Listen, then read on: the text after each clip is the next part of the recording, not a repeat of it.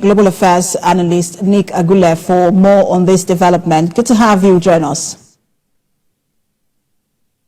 Thank you very much, and good afternoon to our viewers. So in the last few hours or so, Canada, Australia and New Zealand have joined international calls for an immediate humanitarian ceasefire. But the Prime Minister Netanyahu and his far-right government have remained defiant. Why do you think he's insisting on pressing on with this offensive in Rafah? There are several reasons why Prime Minister Netanyahu will want to press on with his operations, his country's operations in the Gaza Strip. First and foremost, it's about his cabinet. His cabinet is replete with right-wing people who don't want to hear the word ceasefire. So he's having pressure from that point. And of course, he's also looking at the feelings of the Israelis, because as we speak today, there are people who lost their loved ones in that invasion, and also there are people whose relations are held hostage as of today, and they're putting pressure on the government of Netanyahu to say, you must go and release our hostages.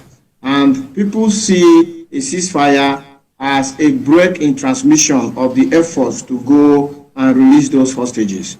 So it is a domestic thing for Netanyahu. He knows that he's dealing with a very delicate situation. While on the domestic end, both his cabinet and his people are pushing him to go ahead with the operations in Gaza. He is fast losing the support of his friends on the international scene, because it is these friends that he relies on for arms supplies and for other monies that he needs to prosecute this war. So this is where Prime Minister Benjamin Netanyahu has found himself. And he's in between, you know, the devil and the deep blue sea, as it were. But I was going to ask you, in terms of these warnings coming from the international community to him and Israel, do these warnings to him go without consequences? And of course, there will be consequences, because you see, the point is that the international community have been solidly behind him up to this point. But they themselves are also facing pressures. So in the US, in the UK, in Germany, France, in all of the international community, the leaders there are also facing pressure from their people. Because as much as people would like Hamas, a terrorist organization, to be eliminated from the face of the earth, they also see that the human cost of civilians is getting out of hand. You know, so these global leaders are facing pressures from their own people in their home countries, and that is what is now making them to now make a U-turn and say, look, Israel, you have to look at this prosecution of this war in a different way. So that the United States is very clear. Okay, if you must continue with these operations, you don't have to touch civilians. But how is that going to be possible? You know, the civilian population is certainly going to be the collateral damage, because Hamas embed themselves in the civilian population. So at the end of the day, if this impasse continues, something is going to give. Something is going to give. And I think the odds weigh heavily on the side of Prime Minister Netanyahu giving in.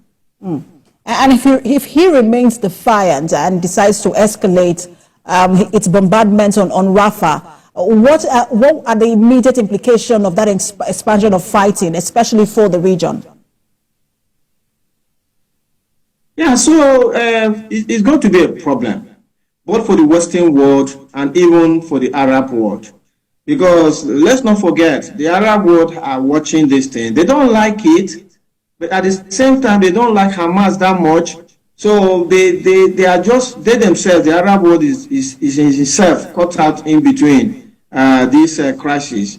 Much as they will want Hamas to be obliterated off the face of the earth, they are also looking at the civilian casualties, you know, and the current situation is that pressure will mount on Prime Minister Netanyahu if he remains defiant and continues with this operation, because the Arab world tensions will start building up in the Arab world, and he doesn't want another Arab-Israeli war. He will be fast losing his friends in the West that he depends on for arms and money. And then the world is going to look at the humanitarian crisis, and I think even his friends who were supporting him before will look at it, and they look at the civilian casualties, and they look at everything, and they will say, no, this is too much. Yeah. So I think at the end of the day, there's an extent to which his defiance. Absolutely, but we will see. We will see whether or not they can influence Israel's position. That's the international community. Thank you so much for talking to us. Global Affairs Analyst Agule. Thank you and have a nice day.